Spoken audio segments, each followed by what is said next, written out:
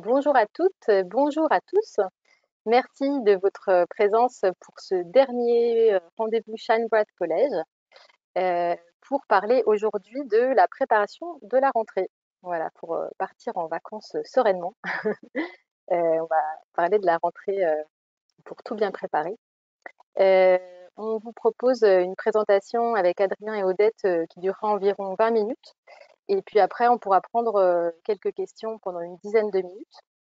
Donc, vous pourrez nous adresser, nous adresser toutes vos questions dans l'onglet qui est prévu dans l'interface pendant la présentation des auteurs.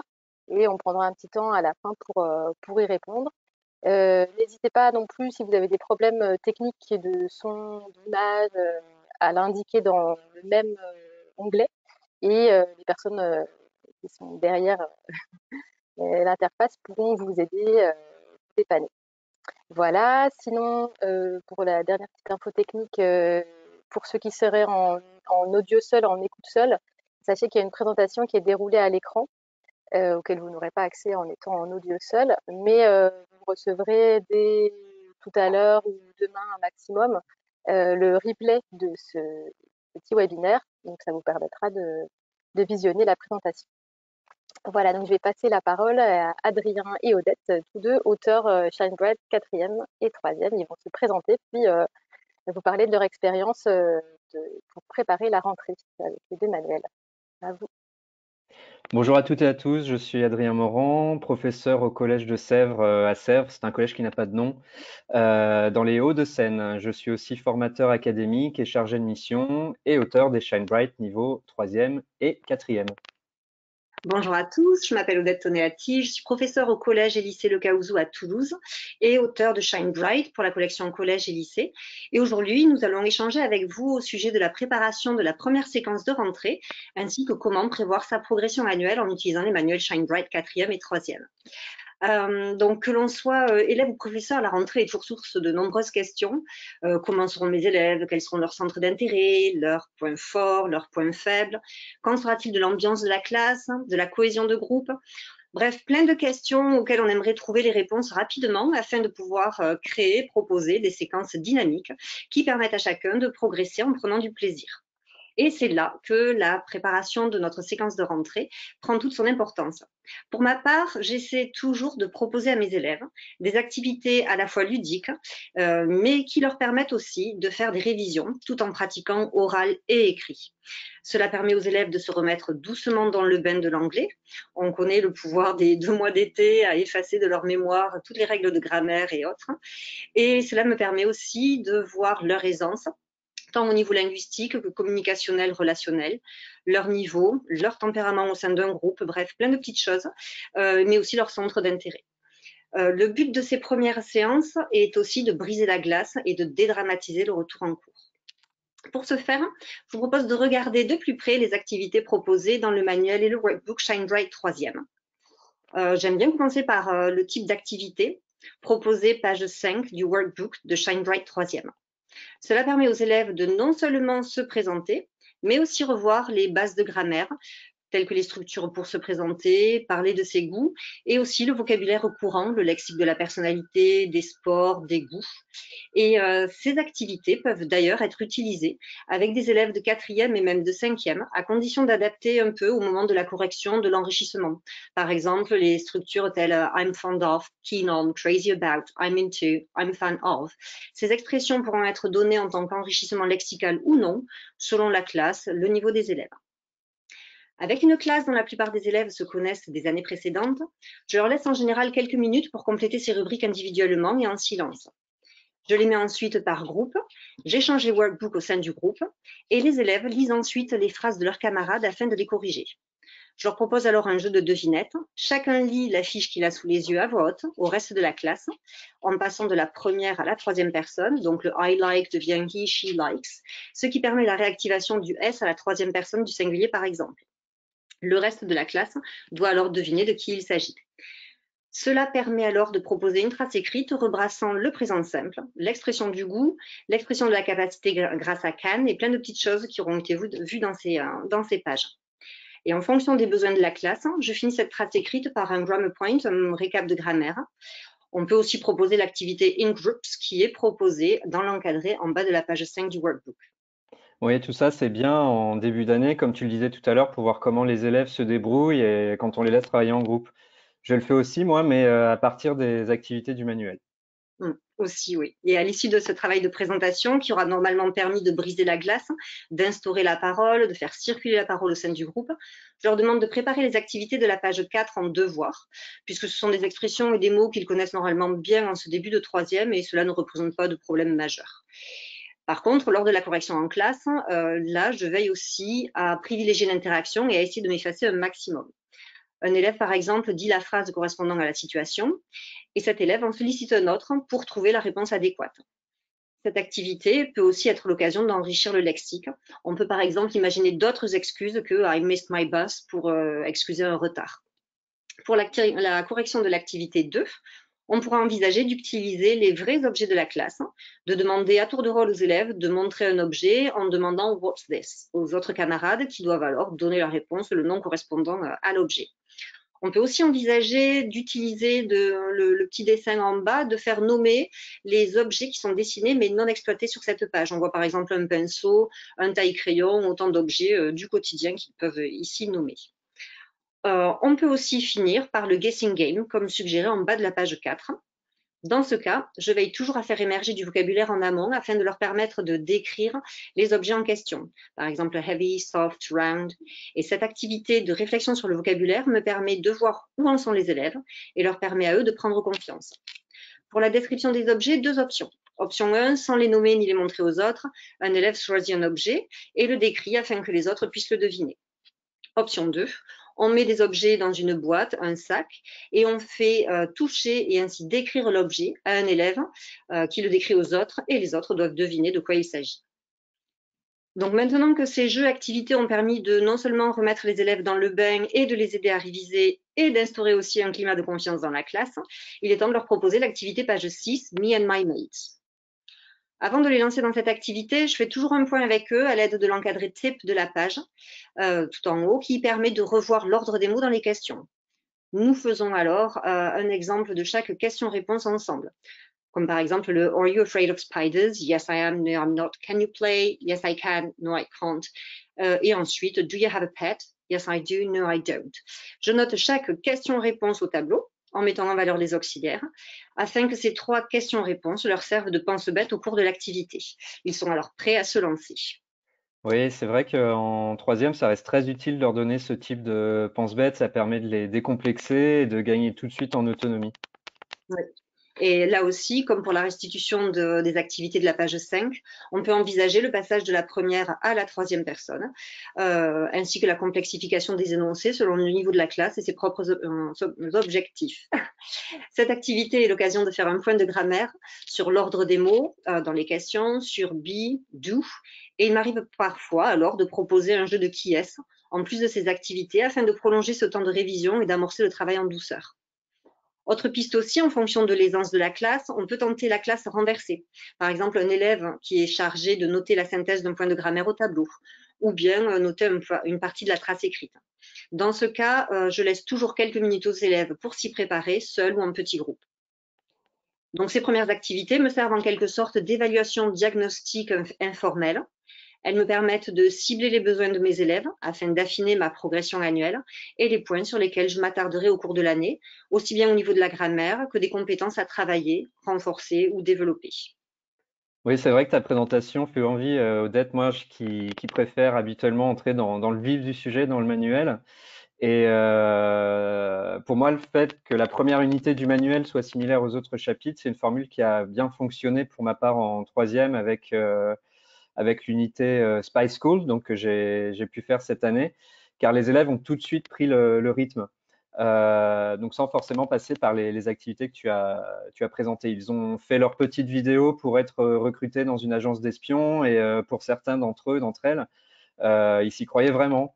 Avant, je n'osais pas trop proposer de tâches où ils doivent se présenter en troisième, mais ici, l'angle de l'espionnage, ça les a vraiment motivés et la progression dans l'unité est très aboutie. Je trouve ça important que les élèves, même si c'est inconscient pour eux, aient une unité bien cadrée, cadrante dès le départ et la programmation n'en est que plus cohérente par la suite. Donc, je vais faire la même chose cette année en septembre avec ma classe de quatrième, là, à la rentrée, et démarrer directement avec la première unité de Shine Bright quatrième, qui permet de couvrir un thème que l'on aime souvent aborder à la rentrée, donc l'école. Donc, si on regarde le sommaire, là, vous voyez un extrait, on voit que les bases des niveaux précédents sont revues et qu'au lieu d'avoir une tâche finale, on a plutôt opté pour des mini-challenges. C'est une formule qui est plus ludique et engageante pour les élèves. On a choisi ici un petit twist en mettant en avant des supports que les élèves aiment bien, des séries télé, des bandes dessinées de type manga. Et cette unité de rentrée de format court reste cependant cohérente avec le reste du manuel puisqu'il s'agit d'une unité en bonne et due forme. Merci Adrien et merci Odette pour nous avoir partagé un peu votre expérience de façon différente d'aborder l'année, faire sa première séquence de rentrée. On va passer à la suite maintenant et avec la programmation annuelle. Alors, comment est-ce que vous organisez votre progression annuelle avec les manuels Shine Bright 4e et 3e? Alors, pour la progression annuelle, en regardant le sommaire, par exemple, ici pour Shine Bright 4e, on voit tout de suite les différences entre les files en bleu et les snap files qui sont plus courts en orange. Cela me donne déjà une idée du nombre de séances que je vais prévoir pour telle ou telle unité. Et personnellement, j'ai l'habitude de mener une unité longue et une unité courte entre chaque période de vacances. J'y arrive pas toujours, mais c'est ce que j'ai envie de faire. Et je favorise les courtes pour les fins de période scolaire. Alors, ces unités courtes, les snaps, ne sont pas des unités secondaires que l'on exploite uniquement si on a le temps. Ce ne sont pas non plus des unités de secours que l'on dégaine quand il nous reste 5 séances avant les vacances et qu'on ne sait pas forcément quoi faire avec les élèves. Non, au contraire, leur format court permet de redynamiser une classe qui s'essouffle parfois après une unité que l'on a mis du temps à boucler, entre guillemets. Et ces snaps ont leurs propres objectifs grammaticaux, lexicaux, phonologiques, culturels. Par exemple, si on prend le Snap 5 Titanic Stories de Shine Bright 4e, cette unité nous permet de la réactivation du prétérit simple avant de l'aborder ensuite dans le file 6. Et par ailleurs, la différence entre les snaps et les files ne s'arrête pas à leur longueur ou au nombre de séances que vous allez leur consacrer. Et ce que j'aime bien avec les snaps, c'est la tâche finale filée, que vous avez la possibilité de regrouper en une seule si le temps vous manque. Alors, ce concept de tâche finale filée, vous l'avez dans le Snap 7, Artie Bristol, donc dans le manuel de quatrième, par exemple, il est dans d'autres snaps. La tâche d'expression écrite, ici, elle est séparée en 2 temps. Chaque double page prépare à une partie de la tâche, donc Your Snap Mission 1, Your Snap Mission 2, mais vous avez la possibilité de les réunir en une seule tâche si le temps vous manque. Et la conception des unités dans Shine Bright, elle s'adapte à vos besoins, que ce soit en termes d'objectifs culturels, linguistiques, ou tout simplement s'il vous manque du temps. Donc évidemment, si les premières unités de Shine Bright, 3e ou 4e, s'insèrent dans une progression qu'il semble difficile de moduler, vous êtes quand même toujours libre d'exploiter les unités de la façon qui vous semble la plus adaptée. Oui, et d'ailleurs, en discutant avec des collègues, on se rend compte qu'on a tous nos petites habitudes, style, je suis en quatrième, il me faut absolument une séquence qui fasse utiliser le present perfect, ou alors en troisième, absolument quelque chose sur le monde professionnel. Donc, oui. Oui, c'est là que les pages du sommaire de Shine Bright m'aident à faire mon choix. Ce sommaire vous permet d'avoir une vue panoramique sur ce qui est proposé. Et effectivement, comme tu dis, Odette, on a en tête des incontournables thématiques ou grammaticaux pour tel ou tel niveau. Donc, ils sont bien évidemment au rendez-vous dans Shine Bright. Le manuel vous aide à trouver la programmation, mais vous laisse aussi le choix de l'agencer comme vous le souhaitez, comme on l'a dit, vos priorités, vos préférences, et que ce soit dès la rentrée pour programmer toute l'année ou alors à la dernière minute. Et ne pas faire une unité du manuel, ça ne va pas non plus impacter négativement le reste de l'année. En revanche, comme les unités dans Shine Bright ont été pensées pour alterner non seulement les différentes thématiques du programme du cycle 4, donc langage, école de société, etc., mais aussi les activités langagières en tâche finale, compréhension, production écrite, production orale, etc. Il faudra veiller à ne pas toujours proposer le même type de contenu à vos élèves. Oui, et puis surtout, on peut toujours raccourcir certaines unités, notamment les unités longues. Donc, Oui, oui, oui. Et dans le guide pédagogique, on vous propose des versions accélérées, des unités longues qui vous permettent d'aborder un thème particulier ou d'entraîner une activité langagière sans avoir exploité tous les documents du chapitre. Donc, vous avez ici un exemple sur l'unité 8 du manuel de troisième, donc America's Most Wanted. L'exploitation proposée dans le guide pédagogique, elle est prévue sur 10 séances si vous traitez le chapitre comme il s'était prévu. Mais on vous propose aussi une version fast track. Donc là, vous voyez, en 6 séances seulement. Vous pouvez bien sûr organiser votre séquence vous-même, mais personnellement, j'ai apprécié avoir ce tableau clé en main pour les chapitres auxquels je n'ai pas participé et dont je maîtrise moins les points culturels. Si on revient au sommaire, donc si le nombre de séquences proposées vous impressionne, vous pouvez aussi, et que vous ne savez pas comment choisir, vous pouvez aussi prendre le problème à l'envers et demander aux élèves quelle séquence leur plairait davantage. Cette année, c'est ce que j'ai fait en troisième. J'ai laissé les élèves choisir une séquence. Donc, à partir du sommaire du manuel, j'aurais laissé le choix entre deux snaps. Ça ne faisait pas forcément des chapitres auxquels j'avais contribué, mais avec le guide pédagogique qui donne vraiment toutes les infos sur les documents étudiés, je n'ai pas eu de souci. Et d'ailleurs, vous avez aussi les tutos vidéo qui sont présentés par les auteurs des chapitres et qui vous indiquent en live presque, ou en replay comme vous voulez, comment exploiter les unités. Vous pouvez y accéder très facilement avec le QR code qu'il y a dans le guide pédagogique. Alors, pour revenir à la présentation de la progression annuelle, pardon, pour résumer un peu tout cela, vous pouvez voir dans le tableau qui va s'afficher, voilà, merci, un exemple de ce que j'ai fait cette année en troisième. Donc, vous savez, l'année de troisième, elle est très chargée et c'est parfois un casse-tête et vouloir tout caser à tout prix n'est peut-être pas la meilleure stratégie. En revanche, en jouant sur les longueurs d'unité ou en les raccourcissant, c'est tout de suite beaucoup plus simple. Donc, vous voyez ici les 5 grandes périodes de l'année, de première jusqu'aux vacances de la Toussaint, Join the Spy School dont j'ai parlé tout à l'heure, une séquence courte. J'ai enchaîné sur une séance un peu plus longue avec British Indian Fusion que j'ai quand même séparée en deux pour la reprendre à la rentrée.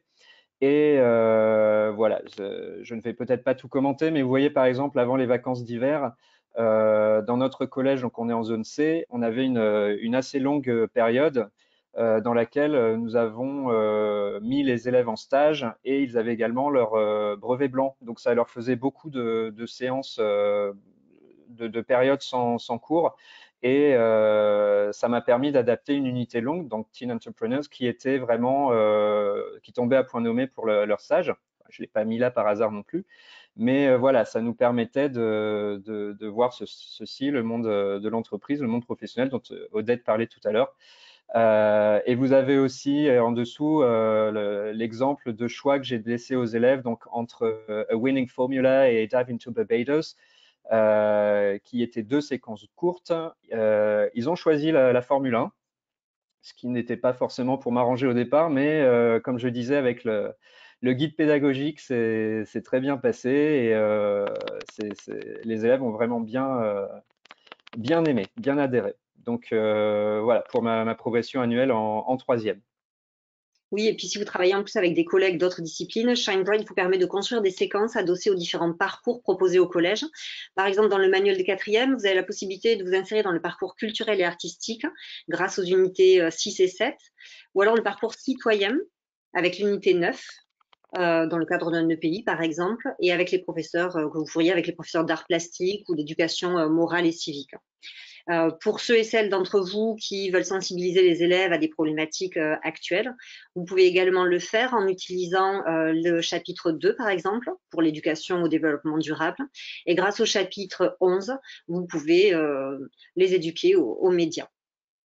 Et c'est vrai qu'on est à cette époque de l'année où les répartitions de services et les mises en place de projets interdisciplinaires se font. Alors, pensez-y lors de votre conseil d'enseignement. Et autre chose pour les collègues qui ont des séances en demi-groupe dans le cadre de l'accompagnement personnalisé, pardon, donc l'AP, vous avez également les annexes en fin de manuel que vous pouvez insérer dans votre programmation. Les pages en How to Shine in Reading, Listening, Writing, Interacting, Speaking. Toutes ces pages vous permettent de mettre en place de la méthodologie pour toutes les activités langagières, ainsi que pour la grammaire, la phonologie et aussi apprendre son vocabulaire. Donc, toutes ces pages donnent des tips aux élèves pour devenir plus autonomes. Si on prend par exemple la double page consacrée à la compréhension de l'écrit, donc dans Shine Bright 4e, on trouve à gauche une tâche qui est déjà présente dans l'unité 6, mais celle-ci est disséquée sur cette page pour indiquer à l'élève quelles étapes il peut suivre pour l'accomplir. Alors que sur la page de droite, l'élève est invité à reprendre ces étapes sur un document qui est totalement nouveau. Voilà. Alors maintenant, pour aborder quelque chose de sympathique, la fin de l'année, et ça tombe à propos parce que vous avez peut-être passé les dernières semaines à vous creuser les méninges pour trouver des activités qui vous permettent de ne pas complètement perdre les élèves une fois les conseils de classe passés. Tout d'abord, souvenez-vous de ce que nous avons dit au sujet des unités Shine Bright qui sont conçues pour s'adapter en fonction de vos besoins, à raccourcir, voilà, selon le temps dont vous disposez. Et également, la dernière unité du manuel n'est pas forcément celle que vous devez absolument traiter au mois de juin. Et en suivant la même logique, vous pouvez très bien revisiter des unités déjà exploitées en proposant par exemple les pages Game On aux élèves. Ces pages ludiques reprennent les points culturels de chaque chapitre. Elles sont situées à la fin de chaque unité longue. Et si vous ne les avez pas proposées aux élèves pendant l'année, vous pouvez très bien leur donner sous forme de challenge pour qu'ils testent eux-mêmes leurs connaissances, leurs souvenirs sur les thèmes abordés. Donc, j'ai un exemple à vous proposer en troisième avec un jeu que j'ai fait avec les élèves. Donc, vous le voyez à l'écran. Pour vous recontextualiser, en mai, nos élèves ont leur passation de PIX, Evalang, la SSR2. Ils l'ont tous fait avec moi parce que j'étais leur professeur principal. Donc, ça fait une période qui est assez morcelée ou longue, enfin, sans les avoir en cours, soit en classe entière ou qui occasionne une grande pause dans la séquence. Donc, à leur retour en classe entière, je leur ai proposé ce jeu de l'unité 6, Move on Up. C'est une sorte de jeu de loi mixé avec un trivial poursuite et ça les a permis de les raccrocher au thème du chapitre et de relancer la dynamique de la classe. Donc, ils étaient par petits groupes de 4 ou 5 élèves avec un élève neutre qui arbitrait les parties. Et ce genre d'activité, quand vous la proposez sous forme de challenge entre équipes, ça fonctionne toujours très bien. Vous pouvez pimenter les choses en utilisant un minuteur affiché au tableau si vous en avez la possibilité. Et en fin d'année, cette activité est d'autant plus pertinente qu'elle permet de continuer à faire de l'anglais en restant en contexte. Oui, et puis enfin, n'oubliez pas non plus qu'il y a 2 escape games dans chaque manuel, le 4e et le 3e. Et ces jeux vous permettront de sensibiliser vos élèves à la lecture. Et en même temps, ce sont des activités qui permettent d'aborder la fin d'année en douceur, là où à un moment où les élèves sont le moins investis. Et comme tu le disais aussi, Adrienne, dès qu'on propose un petit challenge, là, ils sont partants. Et donc, même en fin d'année, moins investis, ça marche toujours plutôt bien. Ils sont toujours partants. Merci Odette et merci Adrien pour tous ces détails sur la programmation annuelle. On a 5 petites minutes pour prendre une ou deux questions. Alors, il y a une question sur le nombre de séquences. Vous avez prévu 8 séquences en troisième, je crois, et dans les autres niveaux, prévoyez-vous autant de séquences? Alors, qui veut répondre? Alors, pour ma part, j'ai aussi des 4e. Honnêtement, voilà, on part avec une idée de 8 séquences.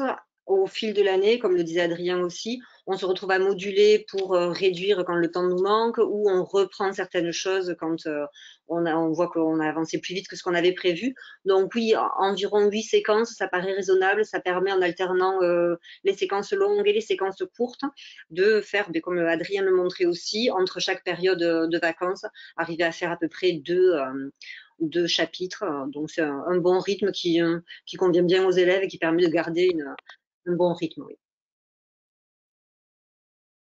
Merci Odette. Et une deuxième question là sur l'écrit et l'oral. Alors, est-ce que vous entraînez toujours à l'écrit et à l'oral dans chaque séquence? Oui, bah moi je veux bien me proposer de répondre. Oui, oui, oui. Alors c'est vrai qu'il y a certaines, si on reprend de Shine Bright, il y a des séquences qui sont peut-être plus axées sur une activité langagière écrite ou orale que d'autres, mais c'est quand même très important de les entraîner dans toutes les activités langagières. C'est quelque chose qu'il ne faut pas perdre de vue. Si vous prenez par exemple le file 6 dans le quatrième, donc Spooky Doubles, qui est vraiment très axé sur la compréhension de l'écrit, puisqu'on traite de textes littéraires, on a quand même mis en place des activités qui permettent aux élèves de s'entraîner en interaction. Voilà, on leur demande de monter une petite scénette de transformation. Voilà, et c'est quelque chose qui est quand même très important d'entraîner à l'écrit et à l'oral dans toutes les séquences. Et même si on a l'impression au départ qu'une activité engagère est mise en avant, il y a vraiment toutes les autres qui sont quand même là. Oui, c'est pas parce qu'on les évalue pas qu'on n'entraîne pas les Voilà. élèves à ces différentes activités.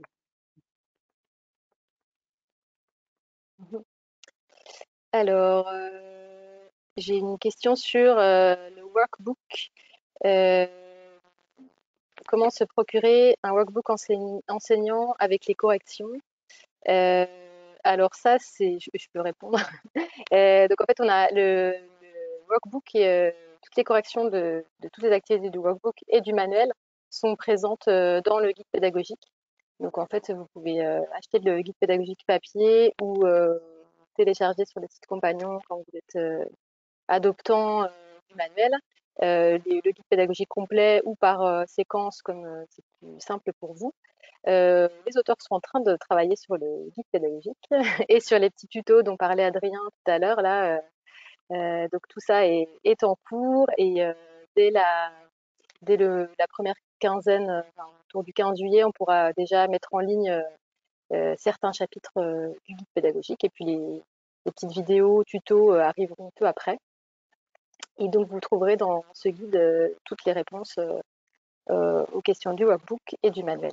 Voilà, et puis tous les scripts et les indications de, de mise en œuvre des chapitres comme d'habitude. Voilà, c'était la dernière question. Donc voilà, je pense qu'on est pile à 30 minutes. Mais il me reste à vous remercier, Adrien et Odette, d'avoir partagé ces détails Avec sur votre plaisir. progression annuelle et votre première séquence de rentrée. Et merci à tous et à toutes d'avoir participé à ce dernier rendez-vous Shine Bright. Je vous souhaite à tous et toutes une bonne fin d'année déjà, parce que c'est pas fini, et de bonnes vacances. Et à bientôt. Merci, au revoir. Merci. Au revoir. Au revoir.